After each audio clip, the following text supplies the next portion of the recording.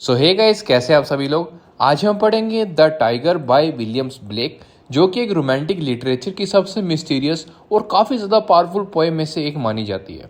इस पोएम में पोइट एक टाइगर को डिस्क्राइब करता है जो सिर्फ एक एनिमल नहीं है, बल्कि पावर, फियर, ब्यूटी और डिस्ट्रक्शन का बहुत बड़ा सिंबल है। पोएट बार बार इसके अंदर एक क्वेश्चन पूछता है कि आखिर इतनी डेंजरस और इतनी ब्यूटीफुल क्रिएचर को किसने क्रिएट किया होगा। पोएम में डार्क इमेजिनरी, फायर सिंबोलिज्म और डीप फिलोसॉफिकल क्वेश्चंस काफी ज्यादा पूछे गए हैं।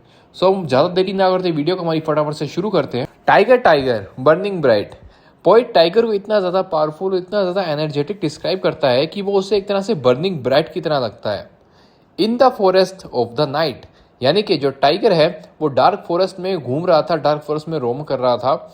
फॉरेस्ट ऑफ द नाइट यानी कि डार्कनेस और काफी ज्यादा मिस्टीरियस, उस टाइम पे फियर भी बन चुका था, सिंबल एक तरह से इन सब चीजों का बन चुका है यहाँ पे।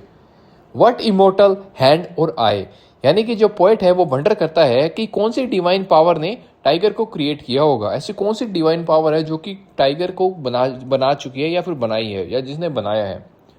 Could frame thy, fearful symmetry, यानी कि जो टाइगर का बॉडी स्ट्रक्चर है वो काफ़ी ज़्यादा ब्यूटीफुल भी है और काफ़ी ज़्यादा टेरिफाइंग भी है।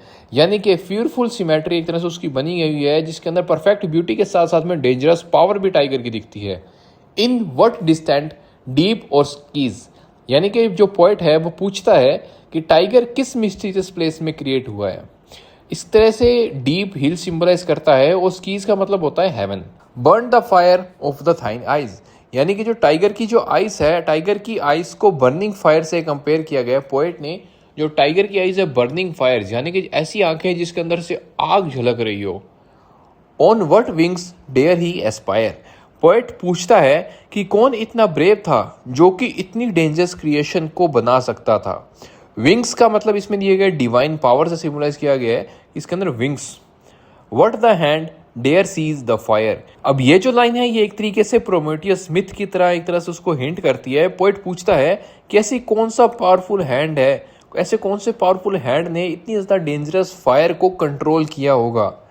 And what shoulder and what art, poet tiger के क्रिएटर की स्ट्रेंथ और स्किल के बारे में सोच रहा है कि आखिरकार जिसने टाइगर को बनाया है उसके अंदर कितनी ज़्यादा शक्ति होगी, उसकी स्किल्स कितनी ज़्यादा अपग्रेडेड होगी। Could twist the sinews of the heart, यानी कि जो टाइगर का जो पावरफुल दिल है, पावरफुल हार्ट है, वो किसने डिज़ाइन किया होगा। सीन्यूज का मतलब होता है मसल्स और स्ट्रेंथ को शो करता है। जो सीन्यूज है वो टाइगर की मसल और उसकी स्ट्रेंथ के बारे में बताता है या उसको शो करता है। And when thy heart began to beat, जब टाइगर अलाइव हुआ, जब टाइगर जिंदा हुआ और उसका हार्ट बीट करने लगा। सो ये क्रिएशन का मूवमेंट भी एक तरीके से मूवमेंट काफ़ी ज़्यादा शो करता है कि क्रिएशन कैसे कैसे उन्होंने की होगी। व्हाट ड्रीड हैंड व्हाट ड्रीड फीट, यानी कि जो पोइट है वो क्रिएटर की टेरिफाइंग पावर को डिस्क्राइब करता है। ड्रीड का मतलब होता है इसके अंदर फियर इंक्लूडिंग, या फिर डर से भरा हुआ, आप तरीके से हिंदी में उसको डर से भरा हुआ भी कह सकते हो। What the hammer what the chain, जो पोइट है वो ब्लैक स्मिथ इमेजरी को यूज करता है फिलहाल अब। In what furnace was thy brain, यानी कि जो टाइगर का जो डेंजरस माइंड है वो कौन से फर्नेस में बना है, कौन से फर्नेस के अंदर उसको बनाया गया है। फर्नेस एक तरीके से इंटेंस हीट और पावर को सिंबलाइज करता है। फर्नेस का मतलब कोई वो नहीं है कि आपको जैसे भट्टी आप कह सकते हो कि कोई इन रियलिटी भट्टी नहीं है। वो बस जो टाइगर के अंदर की जो हीट होती है, जो गुस्सा होता है, जो एंगर होता है, उसके बारे में डिस्क्राइब करता है। उसके लिए वो वर्ड लेता है furnace. What the anvil what dread grasp, यानी कि जो एनविल है, एनविल वैसे बेसिकली ब्लैक स्मिथ का ही लुहार का एक औजार होता है, ब्लैक स्मिथ टूल होता है एनविल। सो जो पोइट है वो टाइगर की क्रिएशन को मेटल फ्रॉम, एक तरह से मेटल को जो बनाने का जो प्रोसेस होता है उसके हिसाब से लेता है कि उसको मेटल से कंपेयर करता है। जैसे आपने देखा होगा काफ़ी वीडियोस, काफ़ी रील्स के अंदर कि मेटल को बनाने के लिए बार बार उसे हीट करना पड़ता है, उसे एनविल के ऊपर बार बार ठोकना पड़ता है, इसलिए उससे एक तरह से कंपेयर कर रहा है। Dare its deadly terrors clasp, यानी कि कौन इतनी डेडली क्रिएशन को हैंडल करने की हिम्मत रख सकता है। वो सोचता है कि जिसने भी इसे बनाया होगा उसने इसे हैंडल करने की हिम्मत कितनी ज्यादा होगी, उसके अंदर हिम्मत और कितनी ज्यादा उसके अंदर स्ट्रेंथ भी होगी। When the stars threw down their spears, यानी कि स्टार्स एंजल्स को सिंबलाइज करता है। जो स्टार है वो एक तरह से एंजल के बारे में बताते हैं, सिंबलाइज करते हैं। थ्रू डाउन देयर स्पीयर्स मतलब threw down their spears defeat या सरेंडर दोनों को ही शो करता है। या तो वो डिफीट हो सकता है या फिर उसको या उसने सरेंडर कर दिया होगा। And watered heaven with their tears, अब जो एंजल्स है वो हेवन में टीयर्स शेड करती है। ये सैडनेस और शोक को सिम्बलाइज करता है, दोनों को ही ये सिम्बलाइज कर रहा है। Did he smile his work to see. Poet सबसे पूछते हैं कि क्या क्रिएटर अपने टेरिफाइंग क्रिएशन देखकर प्राउड हुआ होगा।